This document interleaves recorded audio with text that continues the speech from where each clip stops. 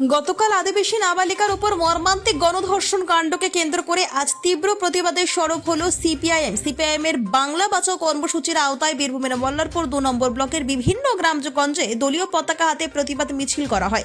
মিছিলটি নাবালিকার উপর নির্যাতনের ঘটনাস্থল এবং নির্যাতিতার গ্রামে ঘুরে শেষে মল্লারপুর থানায় এসে পৌঁছয়। থানার গেটের সামনে বিক্ষোভ দেখানোর পর সিপিআইএম এর পক্ষ থেকে থানায় একটি লিখিত ডেপুটেশন জমা দেওয়া হয়। ডেপুটেশনে দলের নেতৃত্ব কর্মীরা অভিযুক্ত 6 জনের দ্রুত দৃষ্টান্তমূলক শাস্তির দাবি জানান।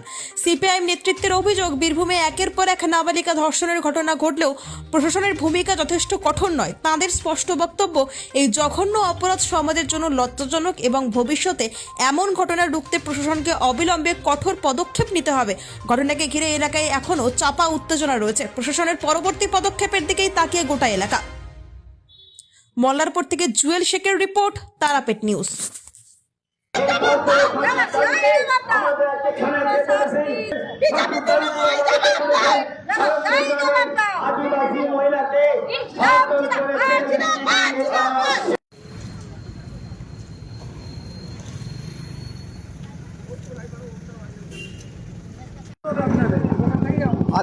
গতকাল যে এক 13 বছরের নাবালিকা, আদিবাসী নাবালিকাকে যে ধর্ষণ করা হয় এবং গণধর্ষণ বলে অভিযোগ, সেই অভিযোগ এই পশ্চিমবঙ্গে কি চলছে? গত কয়েকদিন আগে রামপুরহাটে একটা আদিবাসী মহিলা বাচ্চা ধর্ষিতা হয়েছে, আবার এখানে মল্লারপুর 2 অঞ্চলে একটা ধর্ষিতা হলো। এই যে এক রাজত্ব চলছে, মানে রাজত্ব তো না, এটা একদম ওরা বিশৃঙ্খল অবস্থা চলছে। সরকারকে কি ব্যবস্থা নিচ্ছে? যারা ধর্ষক তাদের প্রতি সরকার ব্যবস্থা নিচ্ছে না বলে আজকে রাজ্যের অবস্থা খারাপ।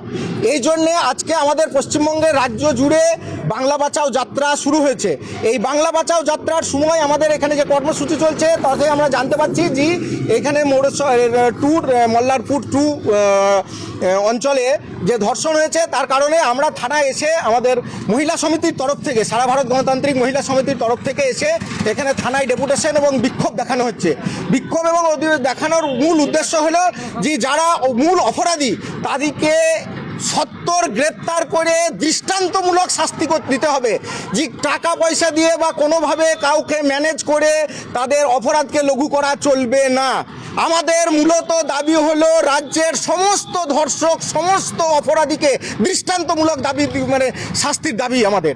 এই দাবিকে জোরালো করতে আমাদের মহিলা নেত্রীরা থানায় গিয়েছে। থানায় দেখা যাচ্ছে এখন যে শুধু আদিবাসী সম্প্রদায়ের মানুষের ধর্ষণ, এইটাই তো কথা যে এই মুহূর্তে গরিব মানুষ, আদিবাসীর উপরে অত্যাচার ভীষণভাবে নেমে এসেছে। 2011 সাল পর্যন্ত বামফ্রন্ট সরকার থাকাকালীন যে আদিবাসীদের ওপরে গরিব মানুষ, তফসিল উপজাতি, সংখ্যালঘু, এদের উপরে তাদেরকে নয়নের মণির মতো, ছাতার মতো আগলে রেখেছিল। আজকে এই সরকার আসার পর থেকে সংখ্যালঘুদের ওপরে, আদিবাসীদের ওপরে, সমস্ত শ্রেণীর গরিব মানুষের ওপরে অত্যাচার নেমে এসেছে। আমরা সেই অত্যাচারের প্রতিবাদে রাস্তায় নেমেছি বাংলা বাঁচাও যাত্রায়, এবং বাংলা বাঁচাও যাত্রা থেকে আজকে যে মহিলা সমিতি থেকে যে থানায় ডেপুটেশন বা বিক্ষোভ দিচ্ছে, আমরা তার সঙ্গে থানায় এসেছি। আমার নাম শ্রীমন্ত মুখার্জি, মৌরেশ্বর 1 এরিয়া কমিটির সদস্য। মূলত অভিযোগ এই যে 6 জন মিলে 13 বছর নাবালিকাকে গণধর্ষণ করা হয়েছে। তাদের যেন উপযুক্ত শাস্তি হয়, এটাই আমাদের দাবি। এই দাবিতেই আমরা এই ডেপুটেশন থানায়, মল্লারপুর থানায় আমরা ডেপুটেশন দিতে এসেছি।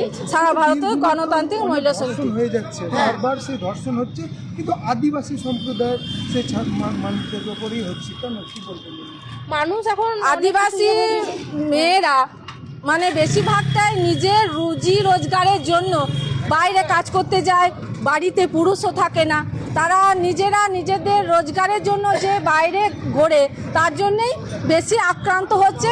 এবং দলিত সম্প্রদায়ের মহিলা বলেও এটা একটা বিশেষ কারণ। কি বলবো, আমাদের মুখ্যমন্ত্রী, যে মাননীয় মুখ্যমন্ত্রী আছেন, তিনি উপযুক্ত এই বিষয়ে কোনো শাস্তি দিচ্ছেন না বা কোনো পদক্ষেপ নিচ্ছেন না। আমরা এর প্রতিবাদে মুখ্যমন্ত্রীর পদত্যাগ চাই। আপনার নাম? আমার নাম ছায়া বাগদি। কি পদে আছে? আমি মহিলা সারা ভারত গণতান্ত্রিক মহিলা সমিতির জেলা কমিটির সদস্য এবং সম্পাদক মণ্ডলীর সদস্য।